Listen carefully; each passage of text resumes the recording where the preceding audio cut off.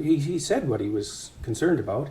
He saw that his wife was suffering with her monthly period and had to choose between feeding her family and taking care of herself properly, and chose to feed her family and thought he would do something about that. That goes way past nice, especially given what he had to suffer through to do all the experimentation that produced his eventual technology.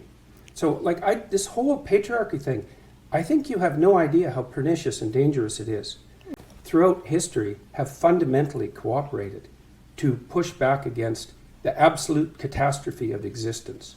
A terrible death rate, the probability of chronic starvation, early death, disease, the difficulty of raising children with all the death that was associated with that, and to look backwards in time and say, well, basically what happened was men took the upper hand and persecuted women in this tyrannical patriarchy. It's absolutely dreadful misreading of history. It's a terrible thing to teach young women, and it's a horrible thing to inflict upon men. I think that's like saying slavery in the US. No, you didn't. You had a system where one set of people owned another set of people. And until women got full legal rights, they could own property for themselves, they could work. Essentially, they were owned. They were first owned by their fathers and then by their husbands. I think that's two things. No, I don't think the pill was a primary force in the emancipation of women. I think or the invention of tampons, let's say, or the provision of proper sanitary facilities, toilets, and that sort of thing.